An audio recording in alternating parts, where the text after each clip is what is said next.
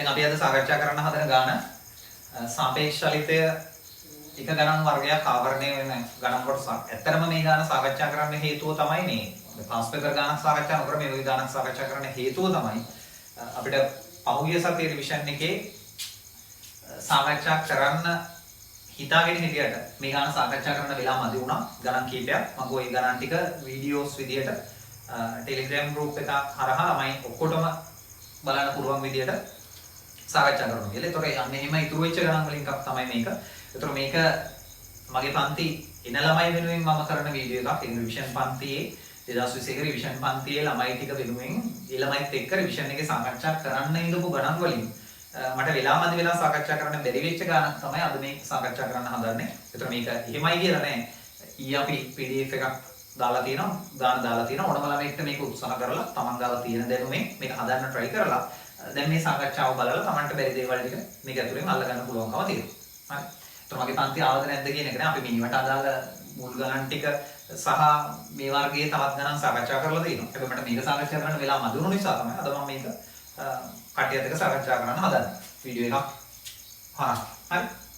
දැන් මම උපසරණ කොට වෙලාසර මැදගත්තා වෙලා අඩු කරගන්න පුළුවන් නිසා අපිට කියලා තියෙනවා උතුරු දිශාවට යූනියත වේගයෙන් යාත්‍රා කරන නැවක් තියෙනවා. ඒතර මෙන්න නැව මෙතන තියෙනවා.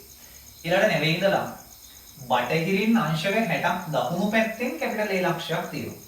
බටහිර දිශාව අඳින්න බටහිරින් අංශක 60ක් දකුණු පැත්තට ඇලවිච්ච රේඛාවක් අඳින්න. ඒතර අන්න මේ රේඛාව මත තමයි කැපිටල් A ලක්ෂය තියෙන්නේ. ඊළඟට B ලක්ෂයක් ගැන කියනවා. කැපිටල් B ලක්ෂය තියෙන්නේ නැවේ ඉඳලා නැගෙනහිරින් අංශක 30ක් දකුණු පැත්තට ඇලවිච්ච රේඛාවක් දිගේ. ඒතර නැගෙනහිර දිශාව ලකුණු කරගන්න නැගෙනහිරින් අංශක 30ක් දකුණු පැත්තට ඇලවෙන්න. ඒතර මේ ඇලවුණු රේඛාව දිගේ ගියාම B ලක්ෂය හම්බ වෙනවා. දැන් කවුරු යන්න පුළුවන් හරියටම A ලක්ෂය B ලක්ෂය මෙතනම තියෙන්නේ කොහොමද? එහෙනම් මේ මෙතන තියෙන්න බැරිද B මේ වගේ තැනක තියෙන්න බැරිද කියලා. ගානේ අපිට කියලා තියෙනවා. කැපිටල් A හා B රේඛාව අනිවාර්යයෙන්ම තිරස් විය යුතු බව. ඒ නිසා කැපිටල් A ලක්ෂයයි B ලක්ෂයයි එකම තිරස් රේඛාවක් මත තියෙන විදිහට ඔබ ලකුණු කරා. හරි. එතකොට දැන් ඊට පස්සේ තව දීලා තියෙනවා දැන් A ලක්ෂයේ P ටෝපිඩෝවක් සහ B ලක්ෂයේ Q ටෝපිඩෝවක් තියෙන බව. දැන් මෙතන තියෙන ටෝපිඩෝවටත් ගිහිල්ලා නැවේ වදින්න ඕනේ. මෙතන තියෙන ටෝපිඩෝවටත් ගිහිල්ලා නැවේ වදින්න ඕනේ. ඒ කියන්නේ ටෝපිඩෝ දෙකටම උමනා වෙලා තියෙන නැව විනාශ කරන්න. ටෝපිඩෝවක් කියන්නේ නැව විනාශ කරන්න පාවිච්චි කරන අර කාලතුවක් උණ්ඩ වගේ නැව් වලට වෙඩි තියන පාවිච්චි කරන එකක් තමයි ටෝපිඩෝවක් කියලා කියන්නේ. ඒතකොට මේ ටෝපිඩෝ දෙකටම උමනා වෙලා තියෙන ගිහිල්ලා නැවේ වදින්න. අර ඒතකොට දැන් සාපේක්ෂ චලිතය මෙතෙන්දී වැදගත් වෙන්නේ අපිට දැන් නැව සහ ටෝපිඩෝ දෙකම චලිත වෙනකොට ওই චලිත තුන ගැනම එකපාර හිතන්න ගියොත් එහෙම එකට ওই චලිත තුන ගැනම කල්පනා කරන්න ගියොත් වැඩේ ටිකක් සංකීර්ණ වෙනවා. ඒ නිසා සාපේක්ෂ චලිතය පාවිච්චි කරලා අපි කරන්නේ එක්කෙනෙක්ව නිශ්චල කරලා ඒ කෙනා නැවතිලා ඉන්නකොට අනිත් කෙනා චලිත වෙන්න ඕනේ මොන විදිහටද කියලා තර්ක කරන එක. හරි. ඒතර මම පන්තියේදී උගන්වලා තියෙනවා. එනකත් මෙතන ඉන්න ඕනම ළමෙක් දන්නවා ඇති සාමාන්‍යයෙන් සාපේක්ෂ ප්‍රවේග මූලධර්මය දානකොට ඒ සාපේක්ෂ ප්‍රවේග මූලධර්මය දාන්නේ කවුරු නිශ්චල වෙන විදිහටද කියන එක අපි චුට්ටක් කල්පනා කරන්න ඕන. හරි දැන් එතනදී මට උමනා වුණාම P ටෝපිඩෝ වලට සහ නැවට සාපේක්ෂ ප්‍රවේග මූලධර්මය දාන්න. මට ඕන විදිහට නැවට සාපේක්ෂව ටෝපිඩෝ වලට හෝ ටෝපිඩෝ වලට සාපේක්ෂව නැවට කියන ඕන විදිහකින් සාපේක්ෂ ප්‍රවේග මූලධර්මය දාලා ගන්න හදන්න බෑ. හැමතිස්සෙම සාපේක්ෂ ප්‍රවේග මූලධර්මය දාන්න ඕනේ. මෙන්න මේ වාක්‍ය හොඳට මතක තියාගෙන ඉන්න. අවශ්‍යතාවය තියෙන වස්තුව චලිත වනසේත් අනෙක් වස්තුව නිශ්චල වනසේත් තමයි සාපේක්ෂ ප්‍රවේග මූලධර්මය දාන්න ඕනේ. මම ආයෙත් ඒ වාක්‍ය කියන අවශ්‍යතාවය තියෙන වස්තුව චලිත වනසේත් අනෙක් වස්තුව නිශ්චල වනසේත් තමයි සාපේක්ෂ ප්‍රවේග මූලධර්මය දාන්න. දැන් මේක මොකද අවශ්‍යතාවය? අවශ්‍යතාවය තමයි P ටෝපිඩෝවට අවශ්‍යතාවයක් තියෙනවා. ගිහිලා නැවේ වෙදෙලා නැව විනාශ කරලා දාන්න. හරි. ඒ නිසා අපි P චලිත වෙන විදියට නැව නවතින විදියට සාපේක්ෂ ප්‍රවේග මූලධර්මය දාගන්න හදනවා. එහෙනම් අපි සාපේක්ෂ ප්‍රවේග මූලධර්මය දාමු නැවට සාපේක්ෂව P ට. අපි ලියා ගන්න ඕනේ සාපේක්ෂ ප්‍රවේග මූලධර්මය දාන බව. සාපේක්ෂ ප්‍රවේග මූලධර්මයේ යෙදීමෙන්. දැන් සාපේක්ෂ ප්‍රවේග මූලධර්මය දැම්මම නැවට සාපේක්ෂව P ට. මේකට E රිංග වල මේක දෙකට කඩා ගමු. P, E ධන E, S. E කියන්නේ පොළොව. දත්ත වලින් බලලා ගැන ආදේශ කරමු. P, E කියන්නේ P ටෝපිඩෝවේ වේගය. P ටෝපිඩෝවේ වේගය විතරක් දීලා තියෙන V කියලා. ටෝපිඩෝව යවන්න ඕනේ දිශාව අපිට දීලා නැහැ. ඊළඟ ඊකම s කියන්නේ නැවේ ප්‍රවේගයේ අනිත් පැත්ත. නැවේ ප්‍රවේගය පොළොවට සාපේක්ෂව නැවේ ප්‍රවේගය උතුරට u. හැබැයි මෙතන ඕන වෙන්නේ නැවේ ප්‍රවේගය අනිත් පැත්ත ගෙවුවා වෙන එක. ඒ නිසා මෙතන ඊතලයේ මාරු කරලා දකුණට u කියලා දැම්මනම් හරි. ඊළඟ මෙතනට දාන්න ඕන වෙනවා නැවට සාපේක්ෂව පීඨෝපිඩෝ කොහාටද යන්න ඕන කියන එක. නැවේ වදින්න නම් නැවට සාපේක්ෂව පීඨෝපිඩෝ යන්න වෙන්නේ අනිවාර්යෙන් නැව තියෙන දිශාවට. ඒ අංශක 60කින් 63 අංශක 60කින් නානක දිශාවට තමයි පීඨෝපිඩෝට යන්න වෙන්නේ. ඒක මොනවා අපිට 63 අංශක 30කින් නානකයි කියලා මාක් කරන්න පුළුවන්. හරි මම මේව දාන්නම්. 63 අංශක 30කින් ආනත දිශාවට තමයි ටෝපිඩෝට යන්න වෙන්නේ. පැහැදිලි ඇති කියලා හිතමු. නැව මෙතන නැවතිලා මෙතන දිශාව කල්පනා කරන්නේ අපි නැව මෙතන නැවතිලා කියලා හිතලා. දැන් මෙතන නැව නැවතුණා කියලා හිතන්න. නැවට ප්‍රවේගයක් නැහැ. නැව මෙතන නැවතුණා. නැව මෙතන නැවතුණා නම් දැන් ටෝපිඩෝට යන්න වෙන්නේ නැවේ වදින්න අනිවාර්යයෙන්ම මේ රේඛාව දිගේ. මේ රේඛාව දිගේ ගියාමනේ නැවේ වදින්න පුළුවන්කම තියෙන්නේ. නැව නැවතිලා නම් නැව යනවා නම් කතාව වෙනස් වෙනවා. මෙතනට දාන්නේ අපි නැව නැවතිලා නම් ටෝපිඩෝ මොන දිශාවකටද යන්න ඕනේ නැවේ වදින්න කියන එක. මම මෙතනට දැනට නිකන් සංකේතයක් දාගන්නම් V1 කියලා. V1 කියන අපි හොයන්න ඕන එකක් V1 කියලා අකුරක් දාගන්න. හරි. දැන් මම මේ සටහන මකන්න හදන්නේ. මේ සටහන ඔයගොල්ලෝ පොතේ ඇඳගෙන ගාන හදන්න. අපි මේ සටහන මකලා දාමු.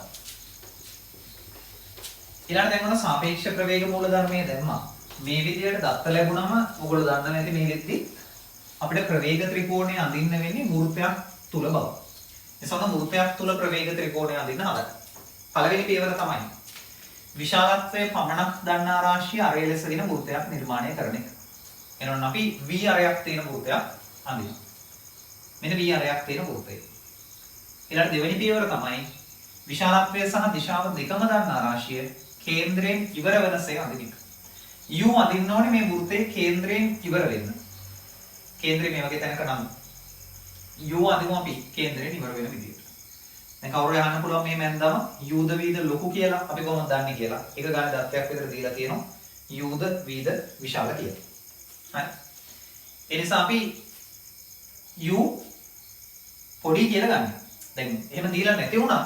මෙතන අපි කල්පනා කරන්න ඕනේ u කියන්නේ නැවක ප්‍රවේගය.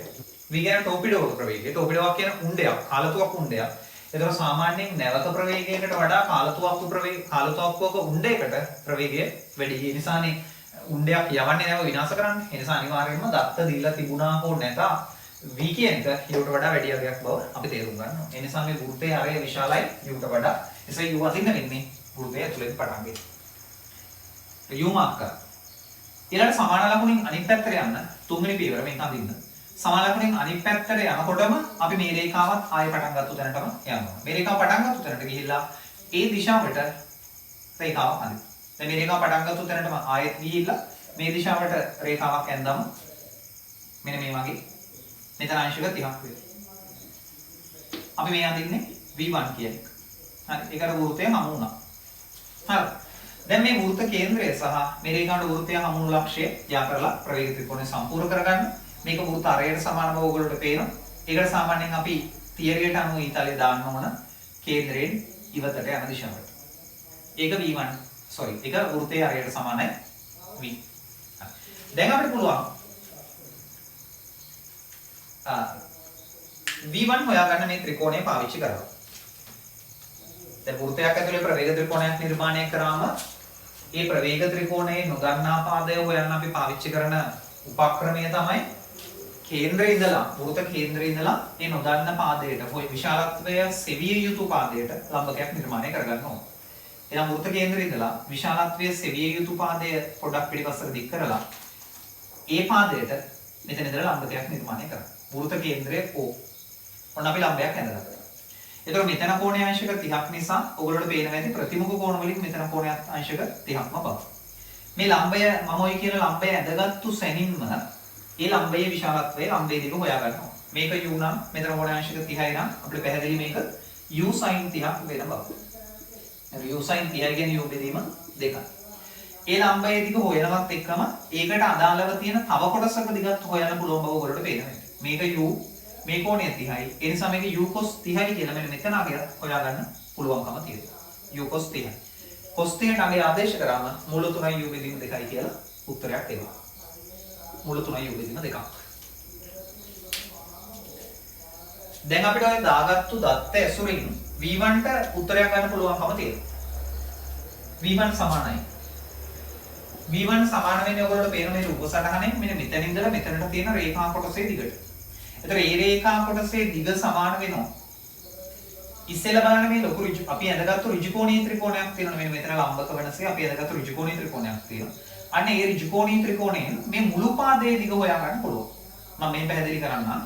අපි අකුරු ටිකක් දාමු මේකට AB දීලා තිබුණු නිසා C වලින් නම් අකුරු දාන්න. මෙතනට මම C කියලා අකුරක් දානවා. මෙන්න මෙතනට C කියලා අකුරක් දානවා. මෙතනට D කියලා අකුරක් දානවා. ලම්බයේ අඩිය. මෙතනට E කියලා අකුරක් දානවා. E කියන්නේ අර වෘත්තයේ එක ශීර්ෂය. ත්‍රිකෝණයේ එක ශීර්ෂය. E කියලා දානවා. දැන් බලන්න V1 කියන්නේ මොකක්ද කියලා මම ඉංග්‍රීසි අකුරු වලින් ලියුවොත් එහෙම V1 කියලා කියන්නේ EC රේඛාවේ දිග. V1 කියන්නේ EC රේඛාවේ දිග. දැන් ඔය රේඛාවේ දිග අපි කොටස් දෙකකට ලියාගමු ලම්බයේ අඩිය ගාවින් දෙකට කඩලා. D ගාවින් දෙකට කඩලා මේක කොටස් දෙකකට ලියමු. ඒතර ලම්බයේ අඩිය ගාවින් දෙකට කැඩුවම අපිට ඔක ලියන්න පුළුවන් CD ඍණ DE කියලා. CD ගෙන් DE අඩු වුණාම අපිට ඕන කොටස එන්නේ. CD ඍණ DE. දැන් ඔය කොටස් දෙක CD කියන එක අපිට හොයාගන්න පුළුවන් පයිතගරස් වලින් DE කියන එක අපි දැනටම දන්න එකක්. ඒතර CD පයිතගරස් වලින් ගෙවුවම බලන්න CD කියලා කියන්නේ ඍජුකෝණීය ත්‍රිකෝණයක එක පාදයක්.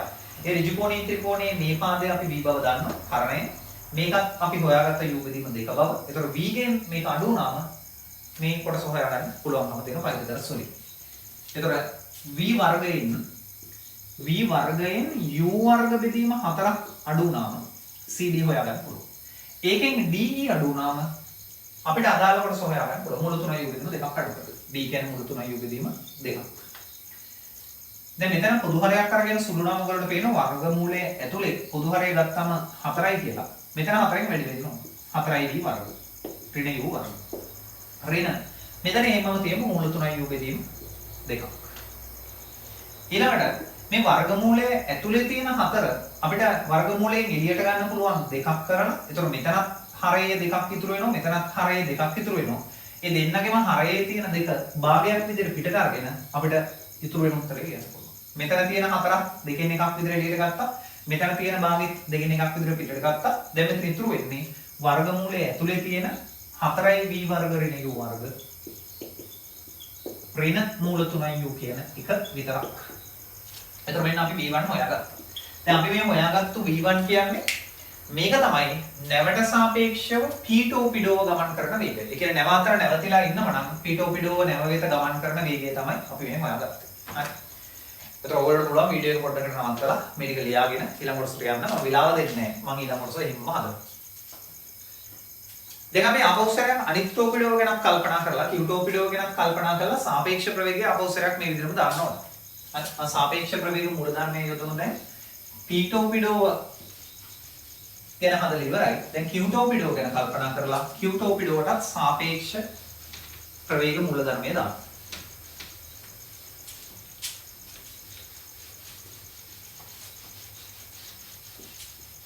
හරි.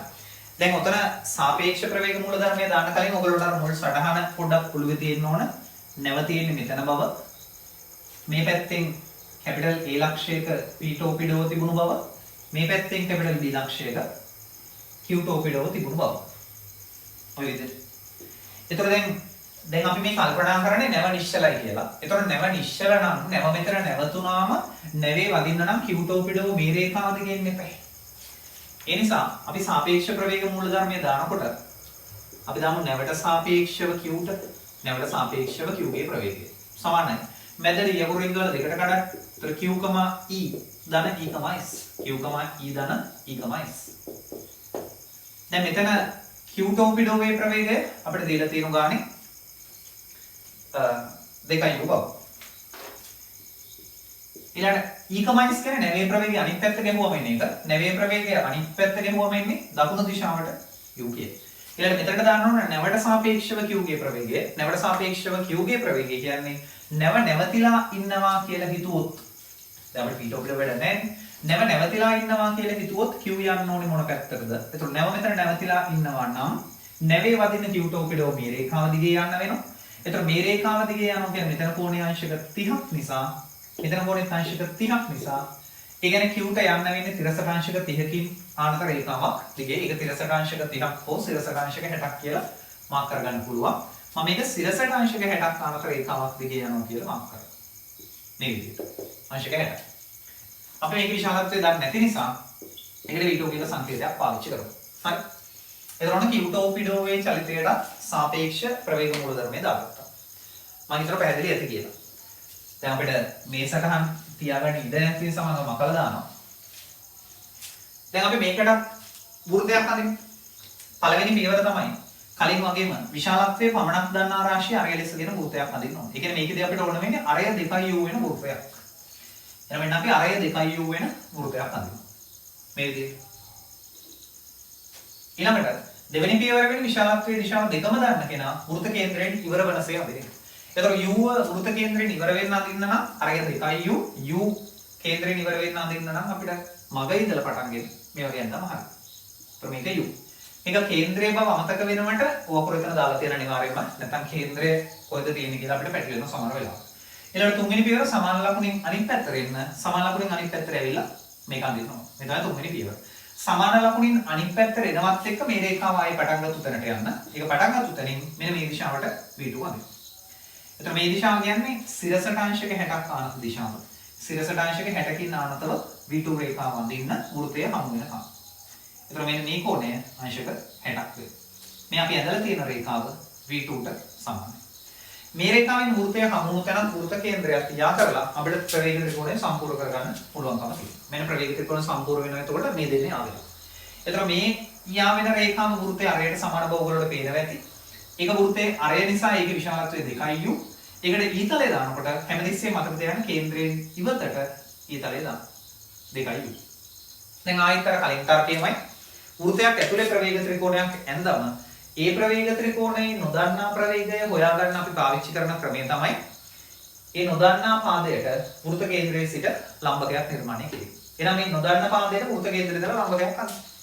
නොදන්නා පාදයට වෘත්ත කේන්ද්‍රයේ ඉඳලා ලම්බකයක් හදන්න බැරි නම් ඒක දික් කරලා හරි අඳින්නම ඕන. එහෙනම් මම මේ V2 කියන එක පොඩ්ඩක් පිටිපස්සට දික් කරලා කේන්ද්‍රයේ ඉඳලා ඒකට ලම්බකයක් ඇඳ ගන්නවා. මේ ලම්බකයක් ඇඳලා. හරිද? එතකොට ඔයගොල්ලෝ පැහැදිලිද මෙතන කෝණයේ අංශක 60ක් නිසා ඒකාන්තර කෝණ වලින් මෙතන කෝණයේ අංශක 60ක්ම බව. දැන් මේක u අපි අර ඇඳපු ගමන්ම ලම්බය එසෙනින් හොයාගන්න කියලා මම කියලා තියෙන්නේ. ඒ නිසා මේක u නම් මේක 60යි නම් මේක u sin 60යි. u sin 60යි කියන්නේ මුල 3යි u බෙදීම 2ක්. මුල 3යි u බෙදීම 2ක්. හරි. ඊළඟට ඒක හොයනවත් එකම තව හොයන්න පුළුවන් එකක් තියෙන එකක් හොයලාම ඉන්න. මේක u නම් මේක දැන මේක u cos 60 කියලා හොයාගන්න පුළුවන් කර්ණයෙන් බද්ධ පාදේ. ඒක u cos 60 කියන්නේ ඒක u බෙදීම 2ක්. හරි. දැන් අපිට කලින් වගේ මේකට අකුරු ටිකක් දාගෙන අපි කලින් ABCD අකුරු දැම්මා. දැන් අපි KLM වගේ අකුරු ටිකක් දාමු. මම මෙතනට K අකුරු දානවා. K. මෙතන. මෙතනට L අකුරු දානවා. L. මෙතනට M අකුරු දානවා. M. එතකොට අපිට හොයාගන්න ඕන වෙලා තියෙන්නේ V2. අපිට හොයාගන්න ඕන වෙලා තියෙන්නේ V2. V2 කියන එක මේ ත්‍රිකෝණයෙන් බලන්න V2 කියලා කියන්නේ MK රේඛාවේ දිග. V2 කියන්නේ MK රේඛාවේ දිග. එහෙනම් V2 සමාන MK කියලා දාමු. දැන් ඒක අපි කැලි දෙකකින් ලියා ගන්න ඕනේ. ඒ කැලි දෙක කඩන්නේ හැමතිස්සෙම ලම්බයේ අඩිය ගාවේ. එහෙනම් L ගාවින් දෙකකට කඩනවා. ඒතර M ගාවින් L ගාවින් දෙකකට කැඩුවම MK ව අපිට ඒක ලියන්න පුළුවන් LK ඍණ LM. LK ගෙන් LM අඩු වුණාම අපිට ඕන කැලල ලැබෙනවා. LK ඍණ LM කියලා ලියනවා. ලම්බයේ අඩිය ගාවින් දෙකකට කඩලා LK ඍණ LM කියලා ලියුවා. දැන් ආයෙත් අර කලින් වගේම එක කොටසක් පයිතගරස් වලිනොත් අනිත් කොටස දැනටම හොයාගෙන තියෙන එකක් ඇසුරෙනොත් හදා ගන්න පුළුවන්. බලන්න LK හොයාගන්න පුළුවන්ද කියලා? LK කියන්නේ මේක. ඒක අපිට පයිතගරස් වලින් ගන්න පුළුවන් මෙතන ඍජු කෝණයක් නිසා.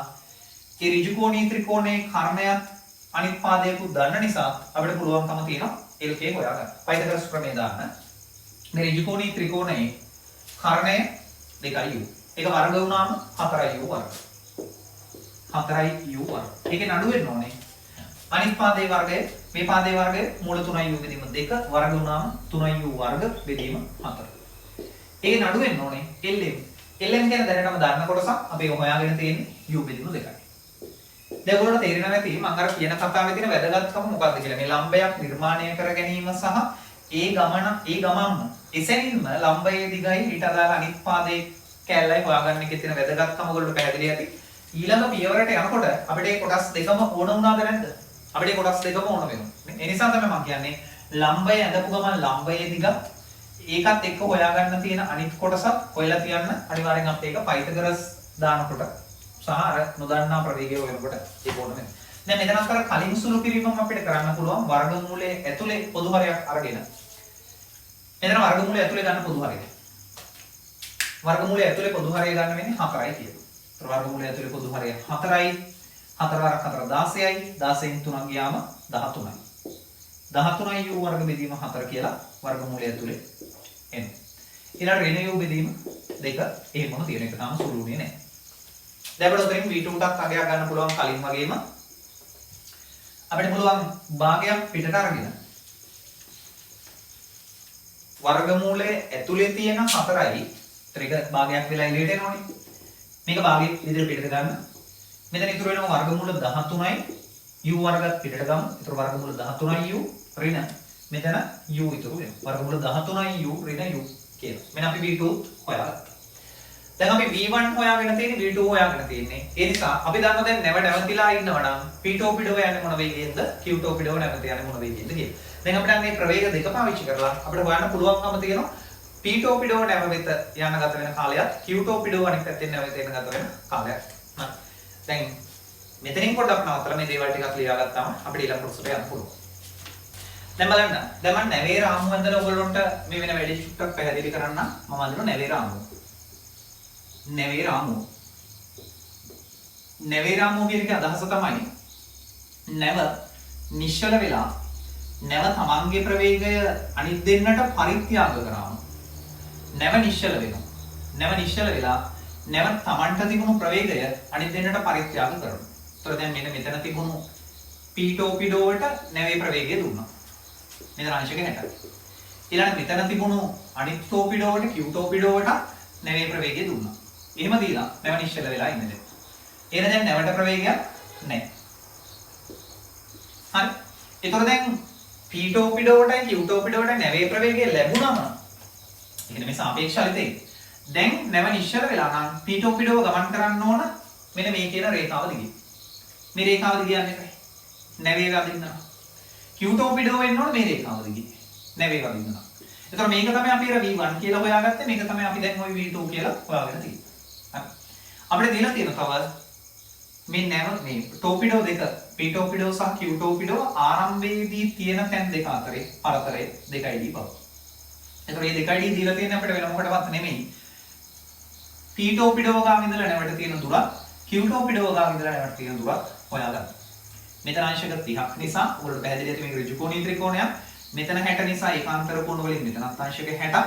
මෙතන තියෙන නිසා ඒකාන්තර කෝණ වලින් මෙතනත් අංශක 30ක්. විදිහට අපිට ගන්න පුළුවන්කම තියෙනවා. හරි. දැන් අපිට ගානේ කියලා තියෙන්නේ p-torpedo සහ q-torpedo කියන දෙකම එකම මොහොතක නැව වෙත වැදිලා නැව විනාශ කරලා දානවා කියන්නේ.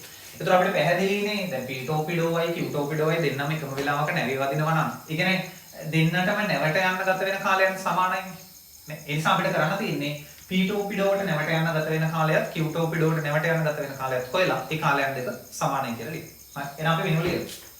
අපි ලියන්න ඕනේ p හා q එකම මොහොතක p හා q එකම මොහොතක නැවේ වදින බව එකම මොහොතක නැවේ වදින බව දී ඇති නිසා නැවේ වදින බව දී ඇති නිසා p-torpedo වලට නැවත යන කාලයත් q-torpedo වලට නැවත යන කාලයත් සමාන කරනවා. දැන් p-torpedo වලට නැවත යන කාලය මනිකන් tp කියලා සංකේතයකින් తాවකාලිකව දාගන්න. q-torpedo වලට නැවත යන ගත වෙන කාලය tq කියලා తాවකාලික සංකේතයක් දාගන්න. p-torpedo නැවත යන කාලය ඕනම තැනකට යන ගත වෙන කාලය හොයන්න වෙන්නේ දුර බෙදීම වේගය කියන ප්‍රකාශනයේ. එතකොට p-torpedo නැවත යන්න නම් ගෙවා යන්න ඕනේ දුර p වල ඉඳලා s තියෙන දුරට සමානයි. q-torpedo නැවත යන්න නම් ගෙවා යන්න ඕනේ දුර q වල ඉඳලා s තියෙන දුරට සමානයි. එතකොට p-torpedo නැවත යන කාලය p වල ඉඳලා s තියෙන දුර අපි ඒ රේඛාව දිගේ යන ප්‍රවේගයෙන් ඒ කියන්නේ v1 ගේ බෙදමු. q-torpedo නැවත යන ගත වෙන කාලය q වල ඉඳලා s තියෙන දුර ඒක දිගේ යන ප්‍රවේගයෙන් බෙදමු. qs බෙදන්න වෙන්නේ v2 කියන ප්‍රවේගය. හරි. දැන් අපිට ps දුර සහ qs දුර හොයාගන්න තමයි අර 2d කියන දුර දීලා තියෙන්නේ. අපි ඒක පාවිච්චි කරලා ps දුරයි qs දුරයි මේ සටහනෙන් හොයාගන්න. මේ බලන්න එක හිතින්ම ගන්න පුළුවන්. මේක 2d නේ. මේ ඍජු කෝණයක්. මෙතන 60යි. ඒ නිසා මේක 2d cos 60 ඒ කියන්නේ d. මේක 2d sin 60 ඒ කියන්නේ මුළු 3යි d. ඒක ඔයගොල්ලෝ පැහැදිලි වෙනවා. ps කියලා කියන්නේ d බව. ps කියන්නේ d. ඊළඟ මේ v2 හරස් ගුණිතෙන් මේ පැත්තටම දාමු. සමානයි. qs කියලා කියන්නේ මුළු 3යි d. මේ v1 හරස් ගුණිතෙන් මේ පැත්තට ගියමු. එතකොට මේ පැත්තේ තියෙන d ට මේ පැත්තේ තියෙන d කැපිලා ගියාම v2 සමානයි මුළු 3යි v1 කියලා එනවා. දැන් අර හොයාගත්තු v2 එක මෙතනට අපි අරගමු. v2 අපි හොයාගෙන තියෙන්නේ v2 කියන්නේ භාගේ වරක්. වර්ගමූලය ඇතුලේ මූල 13 u ඍණ u සමානයි. v1 කියන එක අපි කලින් හොයාගත්තු එක. අපි ඒකත් උඩට ආදේශ කරමු. ඒකට ආවේ භාගේ වරක්. මූල 3න් වැඩි වෙන්නත් ඕනනේ. ඒ නිසා අපි මෙහෙම කරමු මූල 3 මුලින් පිළියලා v1 ට අපි ආදේශ කරමු භාගේ වරක්. වරණ ඇතුලේ තිබුණේ 4යි v වර්ග ඍණ u වර්ග වර්ගමූලය ඍණ මූල 3යි u කියලා. මතකයි ඔයගොල්ලන්ට. හරි. මතක නැත්නම් ලියාගෙන ඇති. ඔව්. දැන් අපිට මේ දෙන සුළු කරද්දී වම් පැත්තේ තියෙන භාගේ දකුණු පැත්තේ තියෙන භාගයට කපලා දාන්න පුළුවන්. ඊට පස්සේ වරහන් ඉවත් කරලා මේක තවදුරටත් සුළු කරගන්න පුළුවන්කම තියෙනවා. දැන් මෙතන වරහන් ඉවත් කරන්න දෙයක් නැහැ. කොහොමද එතන ඉතුරු වෙලා තියෙන්නේ මූල 13යි u ඍණ u. වර්ගමූල 13යි u ඍණ u සමානයි. මෙතන තියෙනවා වර්ගමූල 3න් වැඩි වෙන්න ඕන. ඒතර මේ වර්ගමූල 3න් වැඩි වුණාම මේක ඇතුළ වර්ගමූල 3කින් වැඩි වුණාම 4 3න් වැඩි වුණාම 12යි v වර්ග ඍණ 3යි u වර්ග. 12යි v වර්ග ඍණ 3යි u වර්ග. වර්ගමූලය ඇතුළ. ඊළඟ අතන තියෙන මූල 3 තව මූල 3කින් වැඩි වුණාම එතන ඍණ 3යි u හැදෙනවා. මූල 3න් වැඩි වුණාම නිකම් 3ක් හැදෙලා එතන ඍණ 3යි u වෙනවා. ඒ ඍණ 3යි u අපි මේ පැත්තට ගෙනාවම ඒක ධන 3යි u වෙනවා. ධන 3යි u මේ ඍණ uත් එක්ක සුළු නම් අපිට මේක ලියන්න පුළුවන් 3යි u ඍණ u සමානයි මේ පැත්ත වර්ගමූලය ඇතුලේ 12යි v වර්ග ඍණ 3යි u වර්ග තාමත් එහෙමම තියෙනවා. මේ මූල 13යි u මේ පැත්තට ගෙනාවම ඍණ වර්ගමූල 13යි u කියලා අපිට ලියා ගන්න පුළුවන්. දැන් අපිට තේරෙනවා තියෙන උත්තරේ ගන්න නම් අපිට මේ වර්ගමූල අයින් කර ගන්න වෙනවා. වර්ගමූල අයින් කරන්න නම් අපිට මේකේ දෙපැත්තම වර්ග කරන්න වෙනවා. වම් පැත්තයි දකුණු පැත්තයි වෙන වෙනම වර්ග කරාම මෙතන ඉන්නේ 2u එක වර්ග කරාම 4u වර්ග. හරි.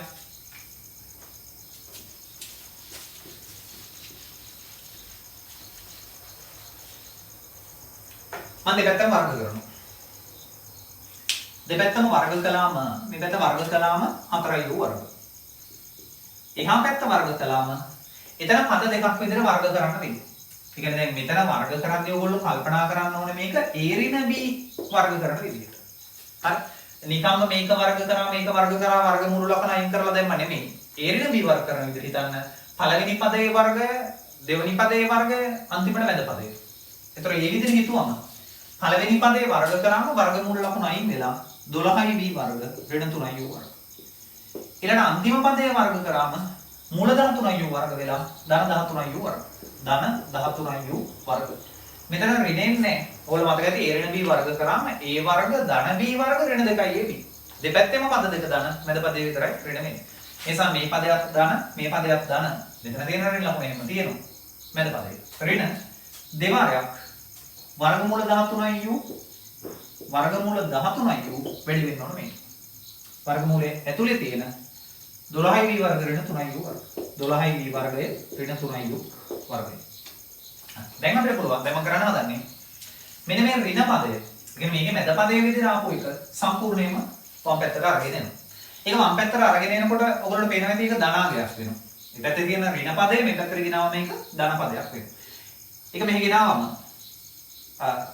2යි දැන් ධනාගයක් වෙලා තියෙන්නේ. වර්ගමූලය ඔක්කොම වර්ගමූලය ඇතුළට දාලාම ලියන්න. එළියේ තියෙන 2 විතරක් තියලා ඒතරෝඩි වර්ගමූලය ඇතුළට දාන්න. 2u විතරක් ඉතුරු කරමු. 2u විතරක් ඉතුරු කරලා ඉතුරු ටික ඔක්කොම වර්ගමූලය ඇතුළට දාලාම ලියන්න. එතකොට මෙතන බලන්න 2යි ලියවම වර්ගමූල 13ක් තියෙනවා. මේවා වර්ගමූල 13න් වැඩි කරලා ලියවනම් හරියි. ඒ කියන්නේ 13 වැඩි කිරීම 12i වර්ග ඍණ 13 වැඩි කිරීම 3 එකපාර වැඩි කරලා 39i වර්ග කියලා ලියන්න පුළුවන්. සමානයි. මෙතන තව ඉතුරුයි 12i වර්ග. 12i වර්ග ඍණ 3i වර්ග ධන 13i වර්ග සුළු නම් ධන 10i වර්ග මේ හතරක් එහා පැත්තට ගෙනිච්චම ධන 6i වර්ග. දැන් අපිට මේක දෙකෙන් බෙදන්න පුළුවන්. මෙතන දෙකෙන් බෙදුනම 1යි. මෙතන දෙකෙන් බෙදුනම 6යි. මෙතන දෙකෙන් බෙදුනම 3යි. දැන් අපිට තේරෙනවා මේක ආයෙත් පාරක් වර්ග කරන්න පුළුවන්. වර්ග කරන්න වෙනෝනේ අපිට. වර්ගමූලක අයින් කරන්න. ඒ නිසා මේක නැවත වතාවක් වර්ග කරගන්න. ආපස්සරයක් මේ පැත්ත වර්ග කරාම මෙතන එළියේ තියෙන u එක u වර්ගයක් වෙනවා.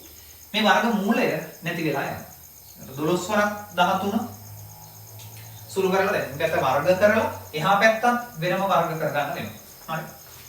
එතකොට මෙතනින් 152ක් 156ක් සෝරි 156යි v වර්ග ඍණ 39යි u වර්ග සමානයි. මේ පැත්ත ඒ පැත්තත් අපිට වර්ග කරන්න වෙනවා 6i v වර්ග ධන 3i u වර්ග කියන එක සම්පූර්ණයෙන් අරගෙන වර්ග කරන්න වෙනවා.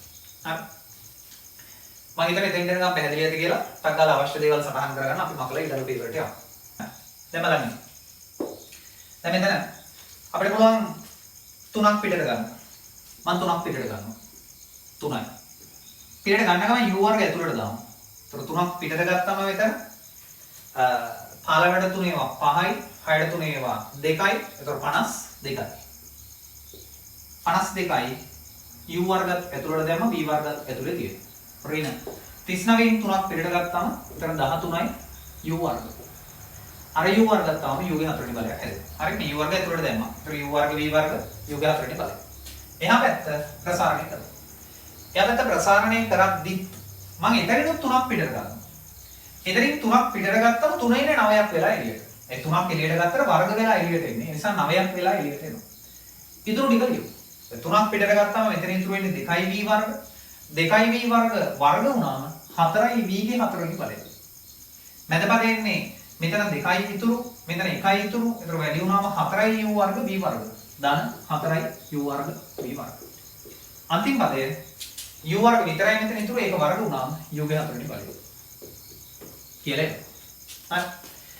දැන් අර එළියට ගත්තු 3 ඉලක්කමයි මේ පැත්තෙන් එළියට ගත්තු 9 ඉලක්කමයි කියලා මෙතන 3ක් ඉතුරු වෙනවා. මේ පැත්තේ 52යි u වර්ග v වර්ග 52යි u වර්ග v වර්ග ඍණ 13යි u ගේ 4 වෙනි බලය සමානයි. මේ පැත්තේ වරහන් ඉවත් කරමු අපි 4 වරක් 3 12යි v වර්ග v ගේ 4 වෙනි බලය ධන 4ක් 3 12යි u වර්ග v වර්ගය ඊළඟට 3න් වැඩි වුණාම 3යි u ගේ 4 වෙනි බලය. දැන් අපි එක ජාතියේ පද එක පැත්තකට ගෙනාවම මේ තියෙන 12i u වර්ග v වර්ග පදේ මේ පැත්තට ගෙනාවම මේ 52i u වර්ග v වර්ග පදයට එක සුළු වෙලා 40i u වර්ග v වර්ගයක් මේ පැත්තේ හැදෙනවා. මේ 13i u 4 අර පැත්තට ගෙනිච්චම එතන තියෙන 3ත් එක්ක එකතු වෙලා 16i u 4 කියලා පදයක් හැදෙනවා. 12i v 4 පදේකුත් මේ පැත්තේ තියෙනවා. දැන් අපිට පුළුවන් මේ ඔක්කොම ටික 4ෙන් බෙදන්න. මේ හැම එකක්ම අපි 4ෙන් බෙදමු. 4ෙන් බෙදුවම මෙතන 4ෙන් බෙදුනම 10යි u වර්ගයේ v වර්ග. මෙතන 4ෙන් බෙදුනම 4යි u ගේ 4 වෙනි බලය. මෙතන 4ෙන් බෙදුනම 3යි v ගේ 4 වෙනි බලය. දැන් අපේ උත්තරය ඇවිල්ලා තියෙනවා. හරි. තොරණ අපි ගාන සාකච්ඡා කරලා ඉවර කරා. ඔයගොල්ලන්ට මේකේ මේ ඇත්තම ප්‍රතිඵලය ගන්න ඕන නම් ඉස්සෙල්ලාම මේ ගාන තනියෙන් ඉගෙන ගන්න. මේ ගාන සාකච්ඡා කරලා ඉවරයි අපි ඉස්සරහට දාන ගණන් වලදී අපි ගානක් දැම්මම ඒක තමන් ගාව තියෙන දැනුමින් උපරිම උත්සාහ කරලා ඉවර වෙලා වීඩියෝ එක බලන්න. ඒතකොට තමයි මේකෙන් ඇත්තම ප්‍රතිඵලය ගන්න පුළුවන් ඉන්නේ සංසුරු කිරීම ක්‍රම වගේ දේවල්. හරි. එහෙනම් මම හිතනවා මේක ඔයගොල්ලන්ට උදව්වක් වෙන්න ඇති කියලා. අපි හෙටත් අලුත් ගානක් එක්ක හම්බෙමු.